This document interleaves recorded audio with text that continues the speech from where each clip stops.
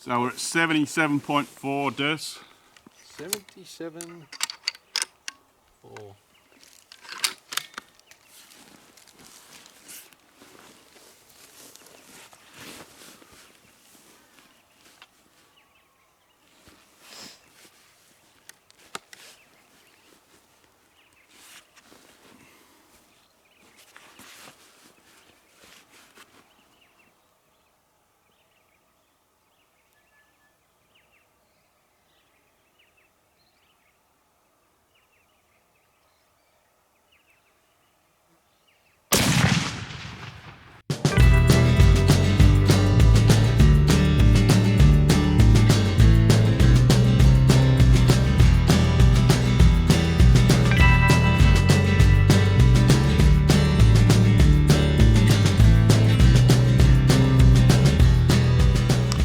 Well, g'day guys, we're back, and as you've probably guessed, this is the load testing section of Miss Montana, the Montana Rifles XWR SS in 300 Win Mag.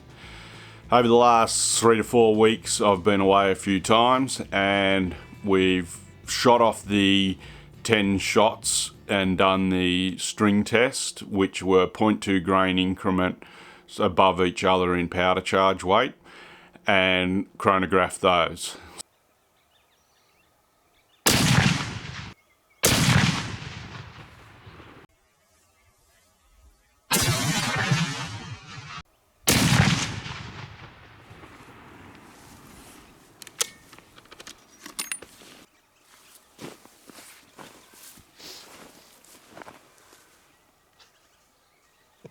How's that work? Induction. Shaking it off the edge. I can't get it tighter.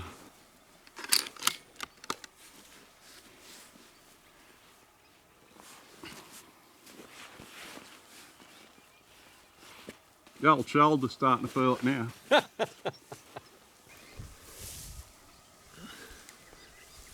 This is going to snot me, I can just tell.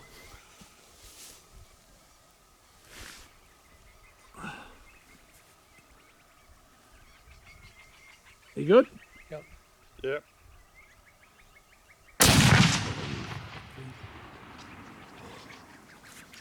Yeah, that's for the birds. So, I'll just read from the notes. Now, everyone be aware, do not use these charges or start out with these charges in your rifle. This is specific to mine, and you need to start out at a low load and work your way up. I had a reasonable idea what this rifle was doing from some information the mate had given me when he was the previous owner, and I have done a lot of reloading, and I had dealt with some of these powders before, so I wasn't totally unfamiliar. So where I chose to start after consulting 3 reloading manuals, and they varied sort of 1.5 grains, 2 grains in their maxes and minimums. So I started out at 76 grains and worked up in 0.2 grain increments. And if I'm looking away, sorry, I'm just reading my notes. And I went all the way to 78. Now, the velocity got a bit variable, to say the least, around 77.2, 77.4. And you can see that in the plot I've done and putting up on the screen now. And it was around 77.4 grains that the load I used started to become compressed in the case with the bullet seating depth. So that may have affected velocity. I'm not sure on that, but that's my suspicion. If anyone cares to add some information on that in the comments below this video, that'd be magnificent. We can all get something out of it. So what I'm going to do tonight, because I'm going away in a couple of days, is I'm going to load probably 10 rounds up at 76.6 grains, and then I'll shoot those in 3-shot groups for accuracy, and we'll see how that goes. So the rifle, it does kick a bit. Like after 15 rounds, I was really feeling it, but I wasn't shooting for accuracy. It was just at a target, you know, and recording velocities. You getting up there in energy, and I was shooting them prone. I had no alternative where I was. So, you know, that's the things you got to do sometimes. So I sucked it up and got it done. But the next lot, well, we're going to have to try and shoot these for accuracy. The rifle function, great. The MAVEN scope is magnificent. A few mates have expressed a bit of opinion about the first focal plane and whether it's suitable for a hunting rifle. Well, after having it in the field, I can unequivocally say, yes, you could use this rifle and this scope, particularly, in the field hunting. That SHR MOA reticle that MAVEN does in the RS-1 is exceptional. On 2.5 power, you can pick it up really easily. There's no confusion. Because it's a first focal plane, the holdover points below it are small and can't really be seen.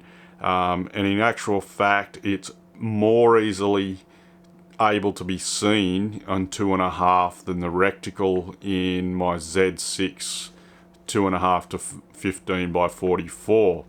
But the caveat there is the Z6 is illuminated, so I can switch on a red dot. It might be a really fine crosshair, but I can switch on that red dot, and it's not first focal plane. So that reticle is viewed at the same size across all the powers. Another mate used this, or had a shot out of the 300 while we're up there, Des. You might hear him in the track showing us shooting it, that recording the velocities, and he was very impressed with the MAVEN as well. Like, the clarity was excellent, its functionality is great. I'm super impressed and really keen to get this out and try it more on some hunts, and just get it out and about. MAVEN have done, from what I've seen thus far of using this in the field and having a play around with it in non-shooting situations, is I am impressed. Well, about a week after we did the 10-shot load testing, Des and I went away with my brother and best mate.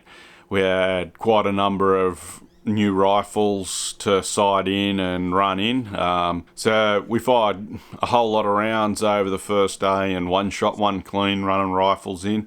And then towards the end of the day, we got out and I had loaded up 10 rounds at the powder charge weight where there was the least amount of variability in velocity either side of that charge weight, and shot for groups. Now, I wasn't feeling I was shooting the best, so I shot the first 2 3-shot groups, and my brother shot the last 3-shot group.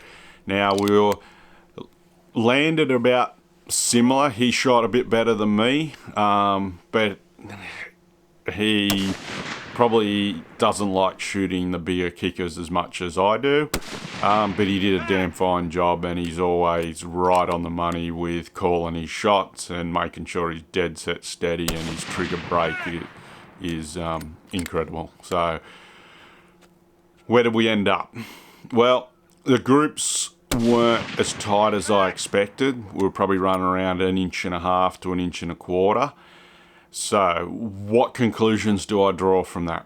Well, as I said earlier, I definitely think this Scott Satterley 10-shot method has merit, but where I'm at now is, I think when you arrive at your powder charge load, the one you choose, maybe you've got to do a bit of testing around either side of it. Maybe what I should have done was loaded up 6 shots at just 0.2 grains under it, 6 shots at the charge I was happy with, and 6 shots at 0.2 grains over it, and then did a bit of refinement and shooting there, see how that came out, looked at those results, and then maybe play with bullet seating. Now, in the Montana, bullet seating I don't think is going to help me, because with those 200 grain eld-x's, I think I've got like a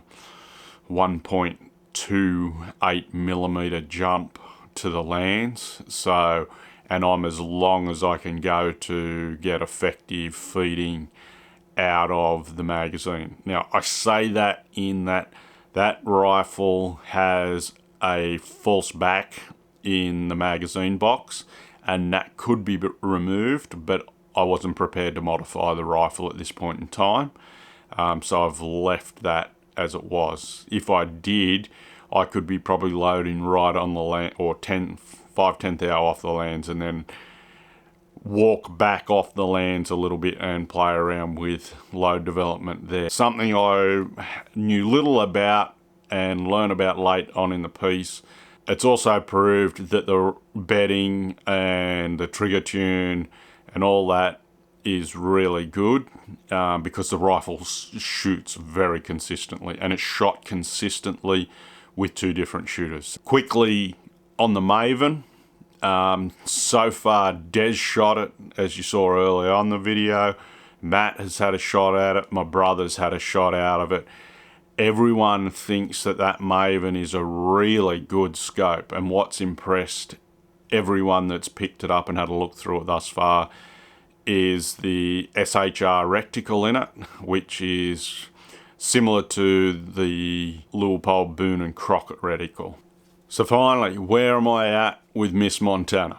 The 300 for me isn't there. I don't feel that I can shoot that heavier recoiling rifle as accurately as I want to, and I definitely can't practice with it to be maintain or build and maintain proficiency. So at this point in time, I'm playing around with another rifle, a 270 Winchester. So the MAVEN has come off the 300 Win and is on this 270 now, and it's set up ready to go. I'm not 100% certain where I'm going with Miss Montana. It's been a great relationship so far. I've learned a lot out of it, even though I've been doing this for 26, 27 years. Explored some different options in terms of loading techniques. I learn a lot in terms of refinishing synthetic, fiberglass / Kevlar / carbon fiber stocks, and different techniques and different finishes there, and in bedding it up. I had never done a pillar bed job previously, so that challenged me in how I set that pillar bed up, and it was particularly challenging in that there was not much material forward of where the rear action screw goes, yet I had to find an appropriate material to put in there with the appropriate diameter, yet be able to drill a fine enough hole to just have some small clearance on it to epoxy that pillar bed in there, and then build up the bedding around it to further secure it, stabilize it, and stabilize the rear tang of the action. That